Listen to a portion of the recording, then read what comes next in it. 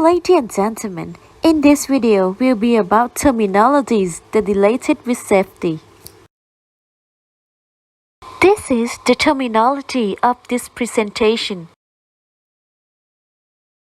The first terminology is life jacket. Life jacket or life vest is a floating or bronze sleeveless jacket to support the wearer in deep water and prevent drowning and are worn when the aircraft has made an emergency water landing.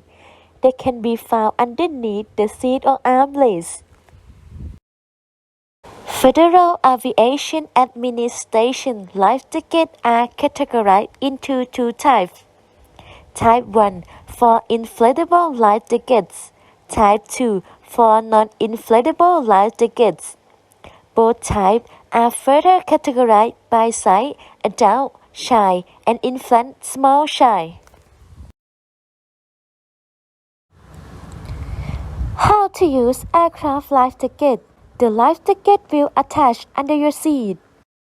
Put the life vest over your head. Connect the hooks to the ring. Tighten the vest by pulling the and secure it behind your back.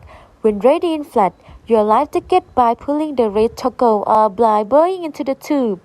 The light will come on when in contact with the water. The crew will provide life jacket for infants. Only put the life jacket on the infant in emergency and inflate it immediately.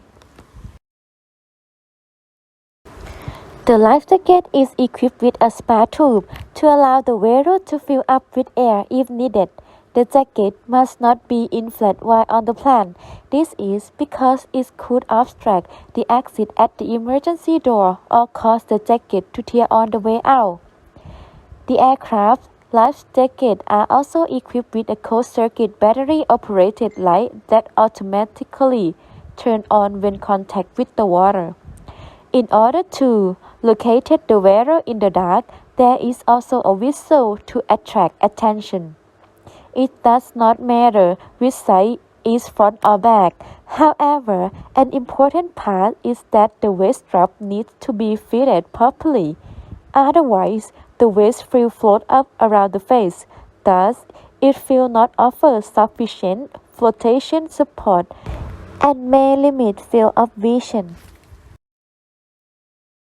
Second terminology is jump seat, an extra seat for individuals such as cabin crew or certain guests of the airline other than normal passengers, which is not operating the plane.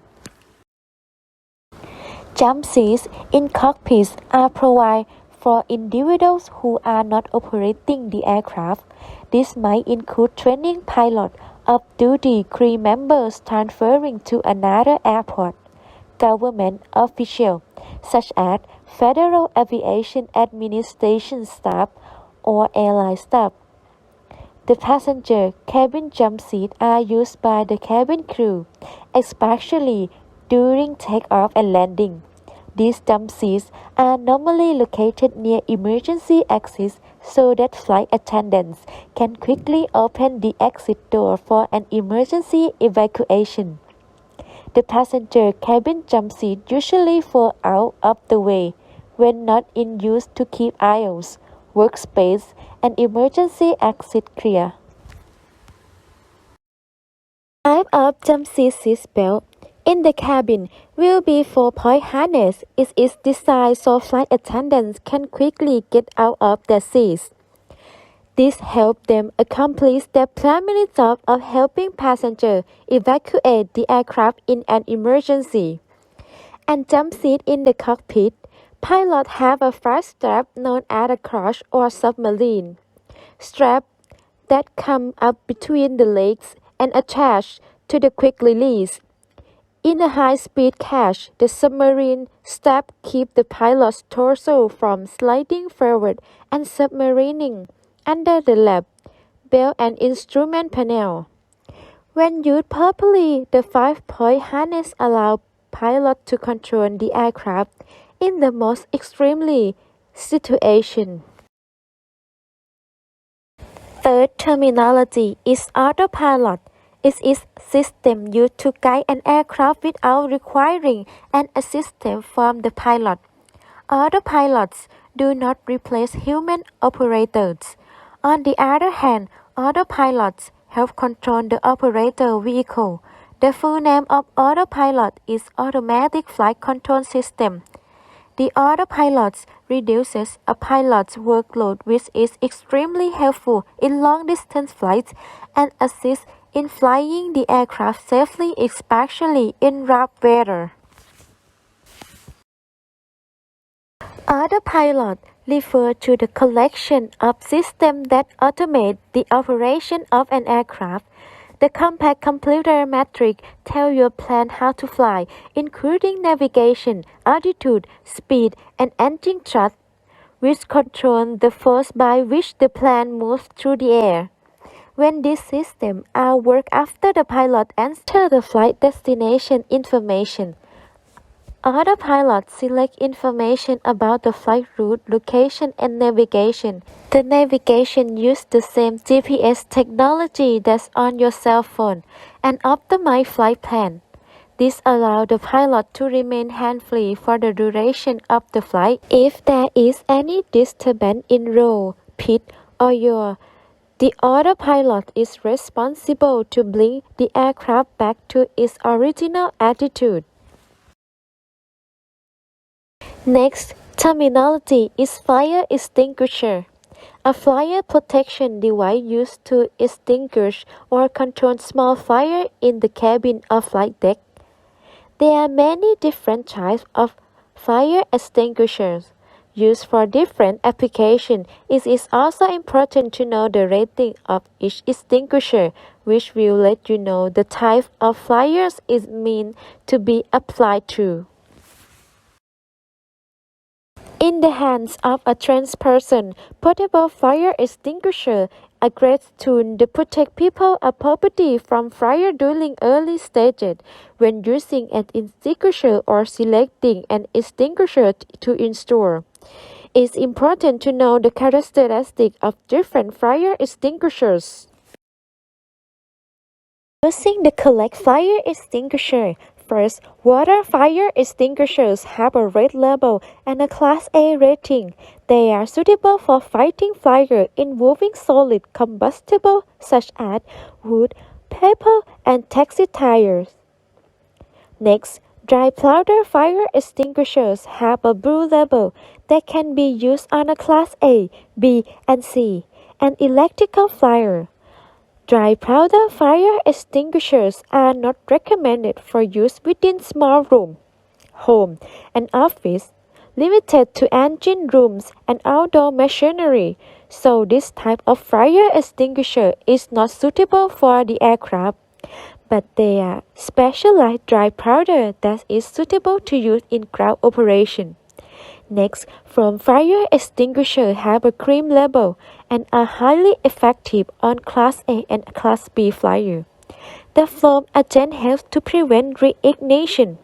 If foam extinguishers have been dielectrically tested, they can be used on electrical appliances. Next, CO2 fire extinguishers have a black label.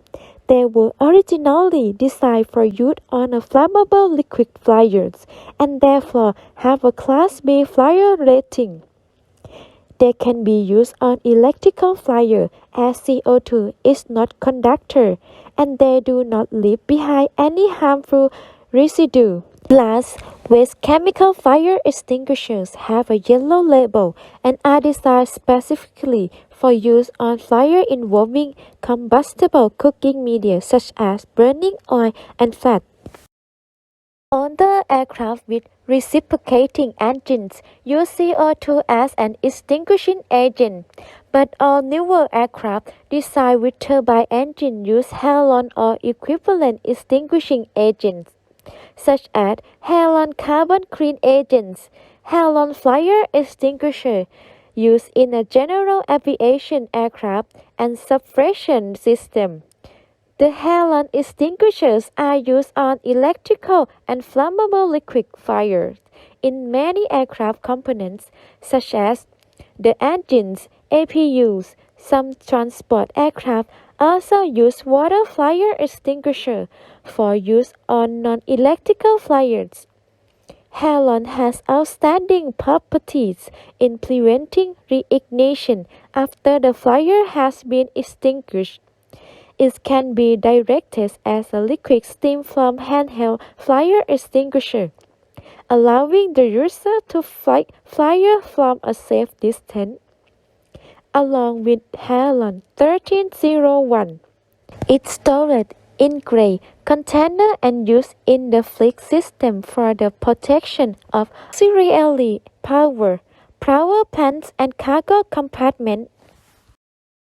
While halon glass will not damage engine parts, no negative impact on the engine. Very-dyed glass, non-corrosive, not conductive, leave no residue, so effective in small quantities, reliable and effective even in high altitudes.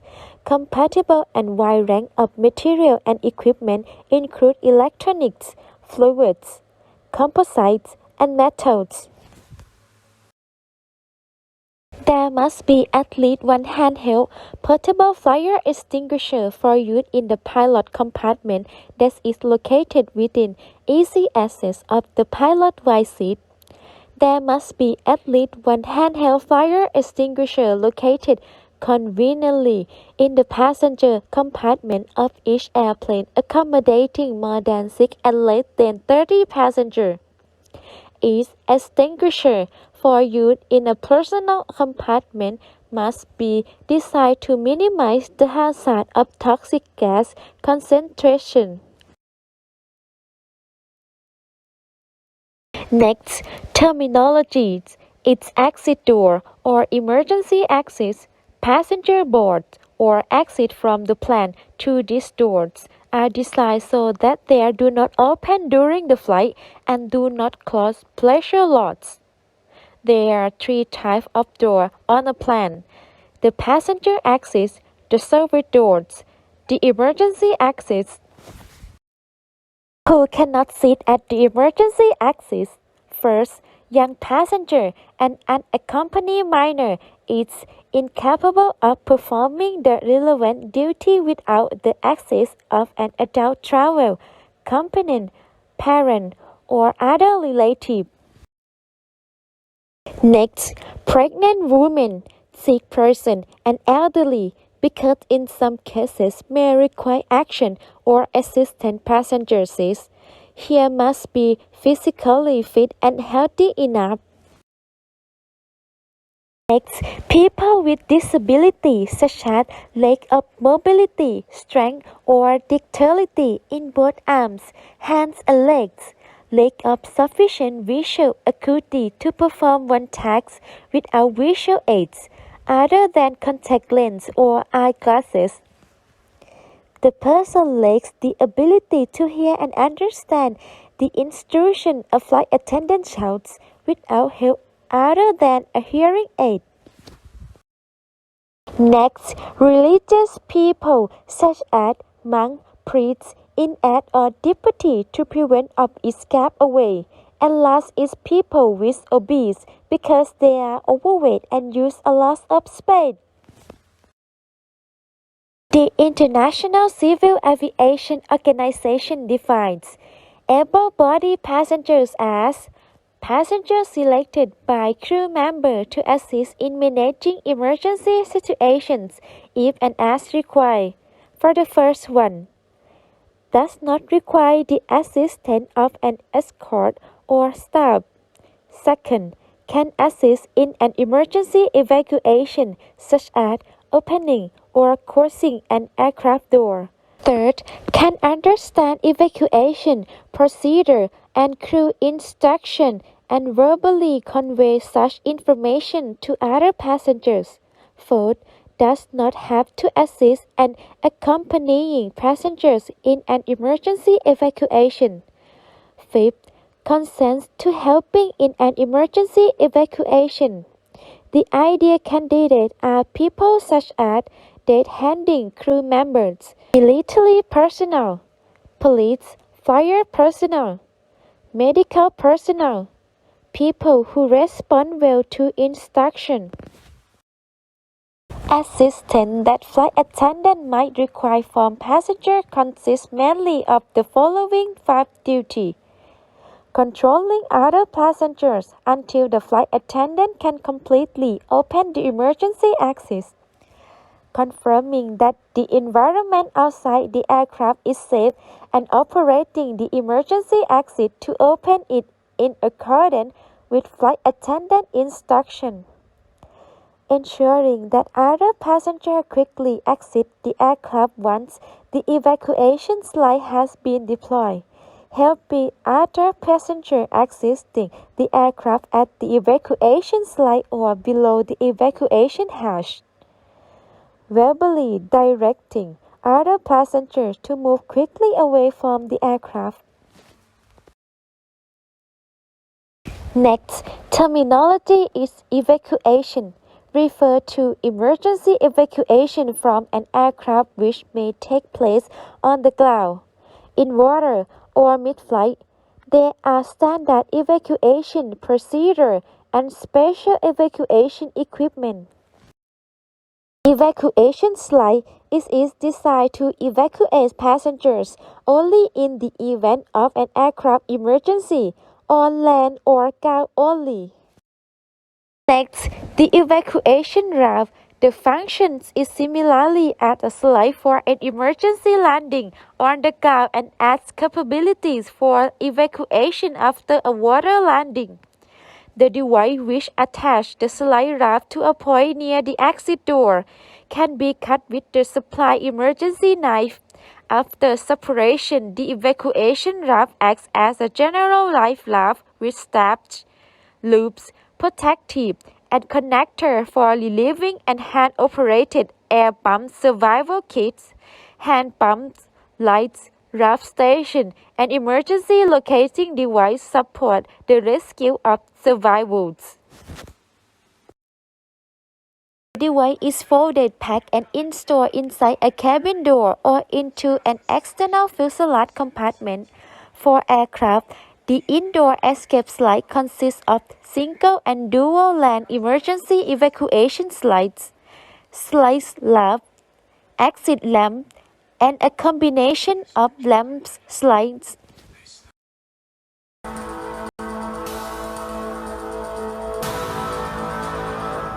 Right.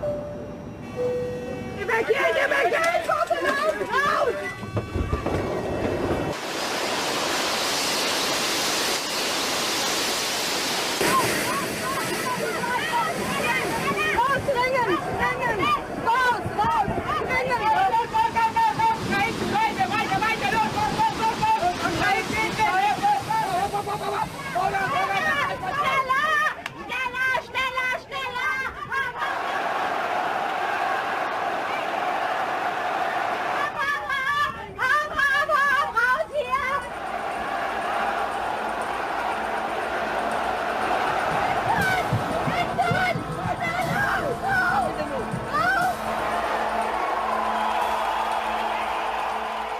78 seconds, 873 people and just one. This video shows that the Airbus A300 managed to evacuate more than 800 passengers in 90 seconds, using only half the exit in scenario where the evacuation device fails, or the exit failed due to fire or structural damage.